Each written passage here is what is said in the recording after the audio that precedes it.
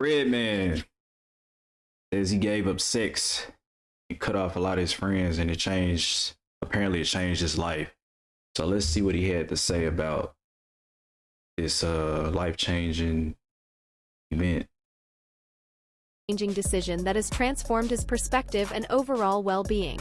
For over 2 years, he has practiced celibacy, stepping away from sexual relationships and distancing himself from friends who maintained habits he no longer wanted to be a part of. Instead of just saying, okay, I just quit. Because that word right there and quitting, your mind start fucking with you. You might get around other people that's still doing what you're trying to quit from. So it's not just about quitting. It's about allowing yourself to get around from the distractions of what you're trying to quit from. Like if you're trying to quit from drinking, not fucking so much, right? But your boys are constantly going to the strip club and going to the club, then you have to discipline yourself and say, okay, I can't hang around these guys no more. And if they're not willing to understand that I'm fasting from it and I want to stop it, then I can't be these guys' friends no more. That's a fact. I had a period of time where I separated myself from a lot of people that I used to, kick it with. Drinking, that was my main thing. Try to get away from drinking, really just focus on the goals that I had.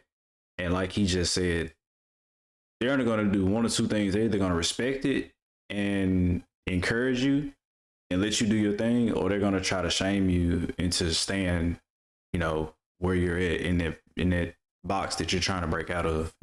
So I understand. My girl and I broke up maybe 3-4 years ago. I was going through such a shit divorce that lasted 7 years. That played a role in why it took so long to drop Muddy Waters as well. 7 to 8 years of straight court divorce. I had so much on my plate, and I actually fasted 2.5 years. No fucking, no smoking. Wow. Straight 2.5 years. And it was the best thing I could have ever done in my life. I think that's called sexual transmutation or something like that. I'm not sure. Don't quote me on that. I think that's what it's called. Look it up if you're curious, but I think it's called sexual transmutation. 2.5 years, no smoking, 2.5 years. And it was the best thing and believe me, I wanted to. I was fighting. Yeah. You had those urges. I was sweating. I was in my house going crazy because I lived alone. Yeah. I live alone. So I was in my house going crazy. I was constantly talking to myself, me and God, and just back and forth. You would think that it was people living in my Good house. for him, man. Talking to myself. That's a hard thing to do. And it was the best thing I could have ever did in my life, Reggie and Jake. And it cleared out so much distractions. Now my reception is more clear now, and smoking to quit it is nothing for me now. That's another one. Smoking. Sex is nothing for me. Sex, now. smoking. Because it was all feeding the flesh. And that's basically how the world is turning now. We're feeding the flesh. We're feeding what's good for us, which is not maybe good for the soul and spirit. So once I did that, long story short, I was able to control how I move, what I like. You really have a whole mindset shift. My soul, my mind. Yeah. So anyone that's trying to just cut out something indefinitely, try a fast first. And then maybe try it with some friends so you can support each other along that road. Those are your real friends. Those, the people that support you and understand, those are going to be your real friends. Even if they haven't taken the journey themselves first, they still support you. Those are real friends. Those are true friends. You also have those friends like me. I could if a friend came to me and was like, yeah, I'm not doing X, Y, Z, blah, blah, blah. I understand because I've been there. I've done it. So I'm gonna be more supportive than trying to push back and be like, no, bro, you should still do what you're gonna do. No, I understand. And then I also know the benefits when you get to the other side. Like it's way more upside than it is downside to keep doing what you're doing. About physical abstinence, but about reclaiming his focus and aligning his life with a higher purpose. This kind of discipline is powerful. It's not easy to control desires or break free from old Right. habits, but Redman's story shows that such a commitment can lead to incredible growth. Controlling urges and choosing discipline over instant gratification isn't just a choice, it's a statement. It's about recognizing your worth and prioritizing your peace and mental clarity over fleeting moments. Redman's decision also sheds light on the importance of evaluating your circle.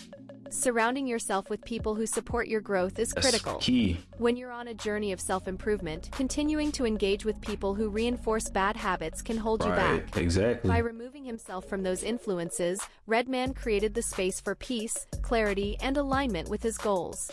This isn't just about abstinence, it's about deeper spiritual growth. Breaking free from soul ties, trauma bonds, and old patterns allows for renewal.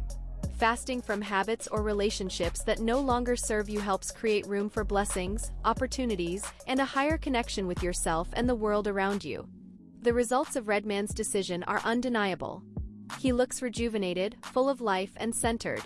It's a testament to the power of intentional living. Yep. When you focus on discipline and self-control, it doesn't just impact one area of your life, it transforms your mindset, relationships, and even your And energy. you're able to set healthy This journey is boundaries. proof that sometimes stepping back is the best way to move forward. Redman's story is an inspiring reminder to prioritize self-discipline, peace, and growth. By doing so, you can unlock the best version of yourself and open doors to possibilities you never thought were achievable. I couldn't have said it better myself. That is an absolute fact. You're able to step away from the noise. There's a lot of noise out here in the world today, 2025. You're able to step away and just focus on yourself and really focus on your goals and eliminate all the vices. A lot of people have vices, like negative vices. You move, it's like a slingshot mechanism. Like you move forward so much faster. Like, yeah, I think every person needs to go through that season in life at least once to like get a sense of ground, like she said, grounding. You get grounded, you become grounded in yourself, you become complete focus, you have a lot more mental clarity, you're able to set healthy boundaries. Yeah, it's overall a good thing for the human experience. But that's it for me, guys, for this one. If you guys enjoyed that video, please leave a like, comment, and subscribe. Again, I'm gonna link the original video down below. I'll catch you guys at the next one.